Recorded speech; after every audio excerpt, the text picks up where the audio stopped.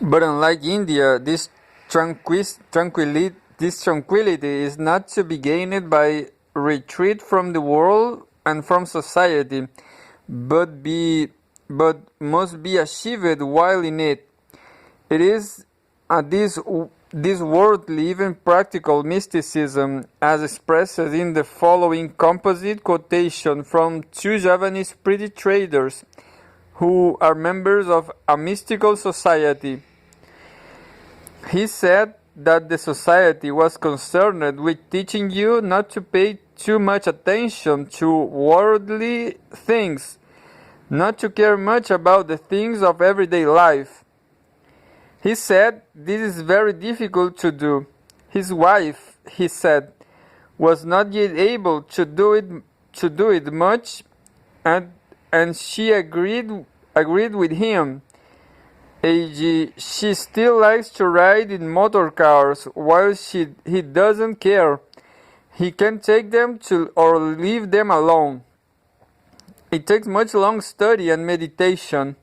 For example, you have to get so that if someone comes to buy clothes, you don't care if he buys it or not. And you don't get your emotions really involved in the problems of commerce and just think of God. The society wants to turn people towards God and avoids any strong attachment to everyday life. Why did he meditate? He said it was only to make the heart peaceful, to make you claim inside, so you will not be easily upset. For example, if you are selling clothes and are upset, you may sell a piece of cloth for 40 rupiah when it costs you 60. If a person's come here and my mind is not calm, well then I can't sell him anything. I said, well, why do you have a meeting? Why not meditate at home? And he said, well, in the first place, you are not supposed to achieve peace with withdrawing from society. By withdrawing from society, you are supposed to stay in society and mix with people only with peace in your heart. This fusion between a mystical, phenomenological worldview and an etiquette-centered ethos is expressed in the Vajan in various ways. First, it appears most directly in terms of an explicit iconography. The five Pandavas are commonly interpreted as standing for the five senses which the individual must unite into the undivided psychological force in order to achieve gnosis. Meditation demands a cooperation among the senses and close as that among the hero brothers who act as one in all they do. Or the shadows of the puppets are identified with the outward behavior of man, the puppets themselves with his inward selves, so that in him as in them, the visible pattern of conduct is a direct outcome of an underlying psychological reality. The very design of the puppets has explicit symbolic significance.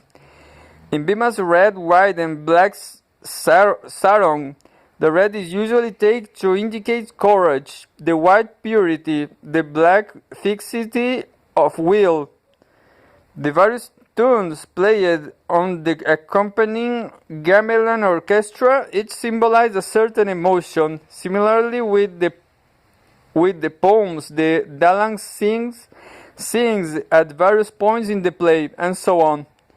Second, the fusion often appears as parable, as in the story of Bhima's cast from the clear water. After slaying many monsters in his wanderings in search of this water which he has been told will make his invaluable, Invulnerable, he meets a god as big as his little finger, who is an exact replica of himself. Entering through the mouth of this mirror image midget, he sees inside the god's body the whole world, complete in every detail, and upon emerging he is told by the god that there is no clear water as such, that the sword of his own stretch is within himself, after which he goes off to meditate. Here the moral content of the play is sometimes interpreted analogically. The Lalang's absolute control over the puppets is said to parallel gods over men, or the alteration of polite speeches and violent wars is said to parallel modern international relationships, where so long as diplomats continue talking, peace prevails, but when talks break down, war follows. But neither icons, parables, not moral analogies, are the main means by which the Javanese synthesis is expressed in the Wayang, for the play as a whole is commonly perceived to be but a dramatization of individual subjective experience in terms at once moral and factual. He, an elementary school teacher, said that the main purpose of the Wayang has to draw a picture of inner thought and feeling, to give an external form to internal feeling. He said that more specifically it pictured the eternal conflict in the individual between what we wanted to do and what he felt he ought to do. Suppose you want to steal something. Well, at the same time, something inside you tells you not to do it, restrains you, controls you. That which wants to do it is called the will. That which restrained it's called the ego. All such tendencies threaten every day to ruin the individual, to destroy his thought, and upset his behavior. These tendencies are called goda, which means something which plagues or teases someone or something. For example, you go to a coffee shop where people are eating. They invite you to join them, and so you have a struggle with them. Should I eat with them? No, I have already eaten and I will be overfull. But the food looks good, etc., etc. Well, in the Wayang, the various plagues, wishes, etc., the godas, are represented by the hundreds Korawas, and the ability to control oneself is represented by their cousins, the 5 Pandavas, and by Krishna. The stories are ostensibly about a struggle over land.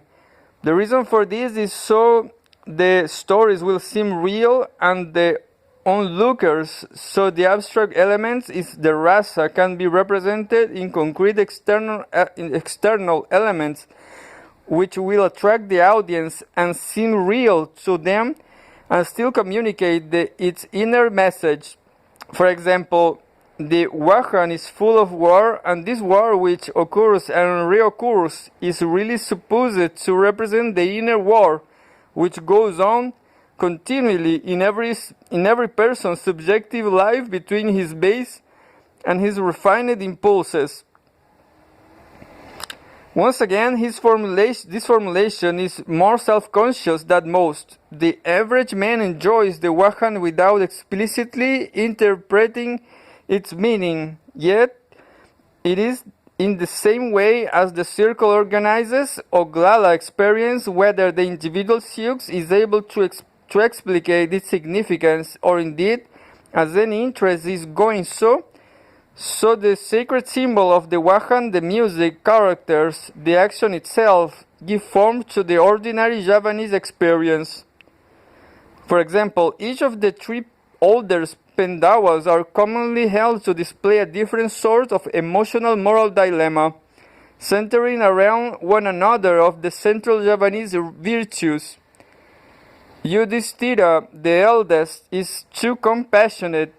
He is unable to rule his country effectively because when someone asks him for his land, his wealth, his food, he simply gives it out of pity, leaving himself powerless, poor, or starving. His enemies continually take advantage of his mercifulness to deceive him and to escape his justice.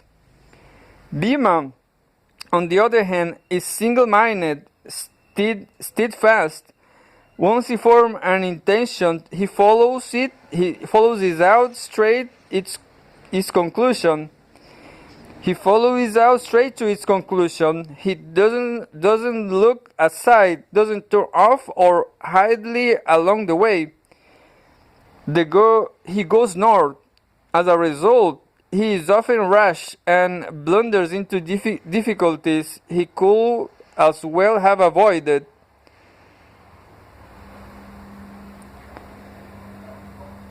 Arjuna, the third brother, is perfectly just.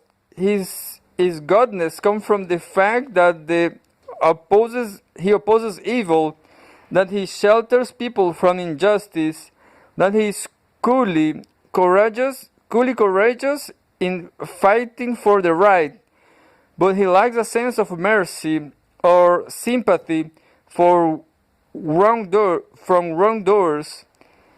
He applies a divine moral code to human activity, and so he is often called cruel or brutal in the name of justice. The resolution of these three dilemmas of virtue is the same: mystical insight, with the genuine comprehension of the realities of the human situation, a true perception of the ultimate rasa, comes the ability to combine Yudhishthira's compassion, Bhima's will to action, and Arjuna's sense of justice into a truly moral outlook, an outlook which brings an emotional detachment and an inner peace in the midst of the world of flux, yet permits and demands a struggle from order and justice within such a world, and it is just such a unification that the unshakable solidarity among the Pandavas in the play continually rescuing one another from the defects of their virtues clearly demonstrates. But what finally of Semar is whom so many oppositions seems to meet, the figure who is both good and clown, man's guardian spirit and his servant, the most spiritually refined inwardly and the most rough-looking outwardly. Again, one thinks of the chronicle plays and off, in this case, Falstaff.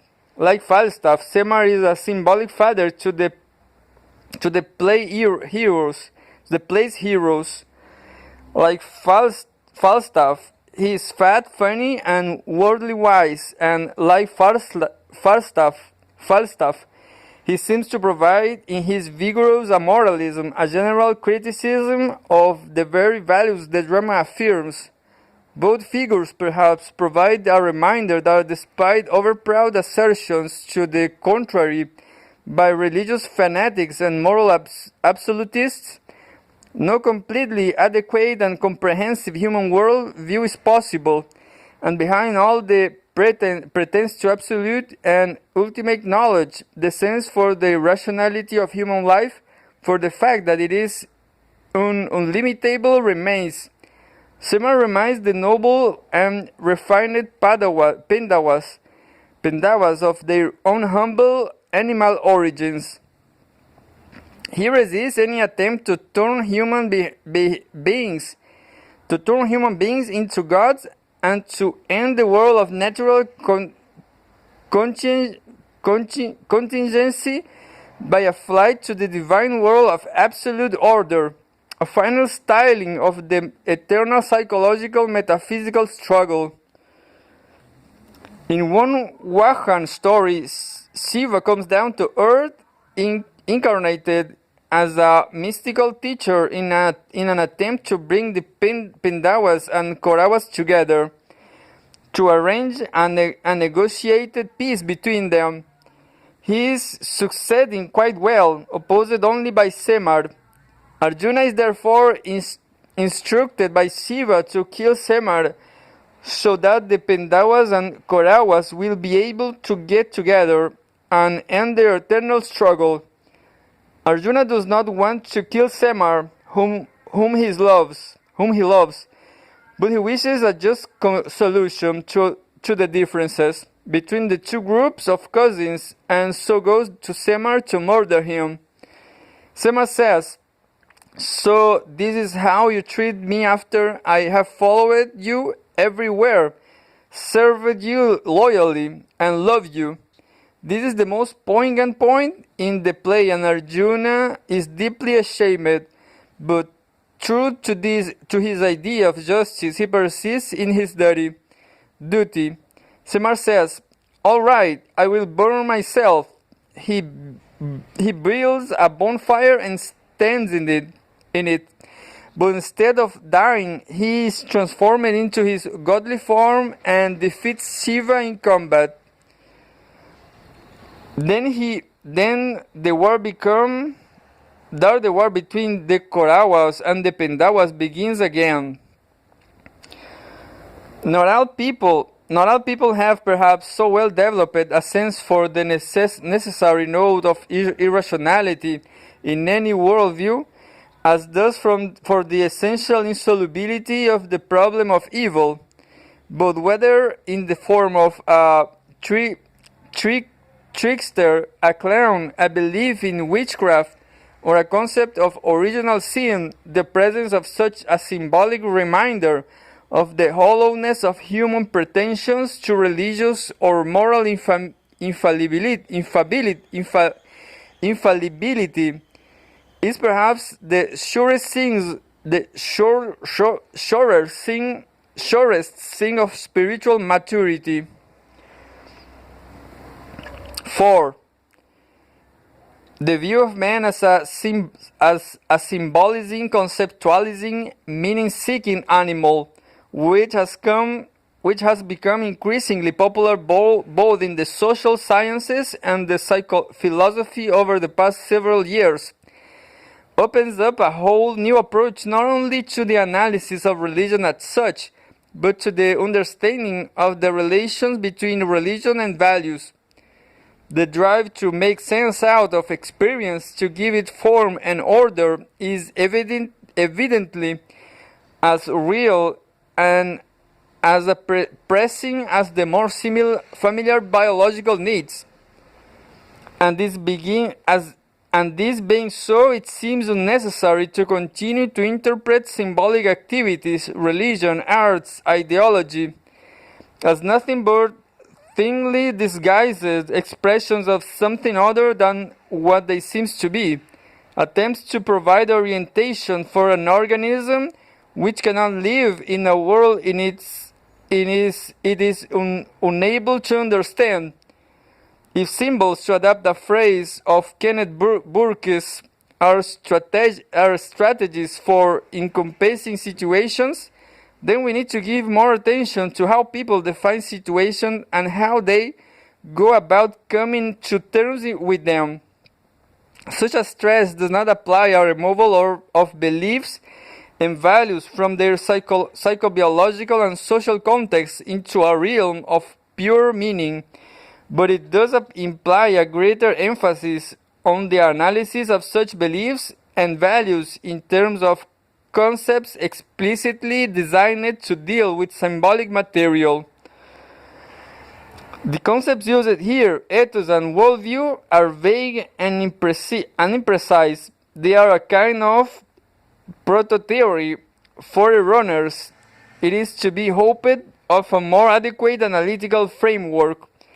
But even with them, anthropologists are beginning to develop an approach to the study of value which can clarify rather than obscure the essential processes involved in the normative regulation of behavior.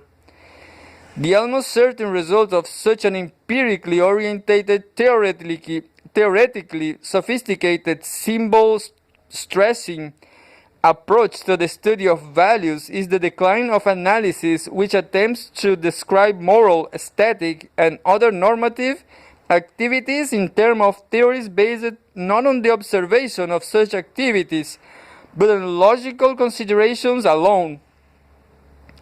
Like bees who fly despite theories of aeronautics which deny them the right to do so, probably the overwhelming majority of mankind are continually drawing normative conclusions from factual premises, and factual conclusions from normative premises, for the relation between ethos and worldview is circular.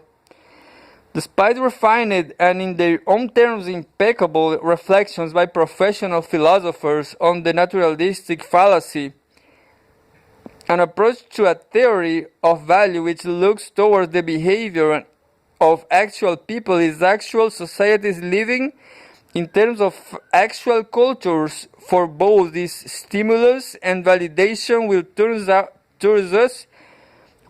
turn us away from abstract and rather scholastic arguments in which a limited number of classical positions are stated again and again which lead with little that is new to recommend them to a process of ever increasing insight into both that values are and how they work.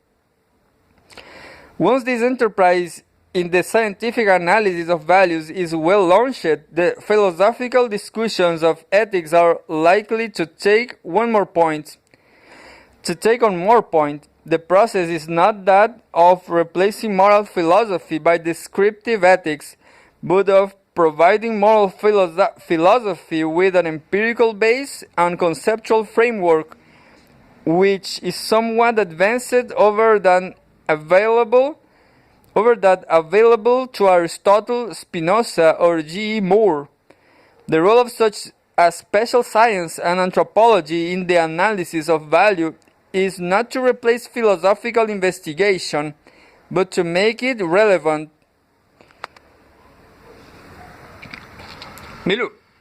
Milu.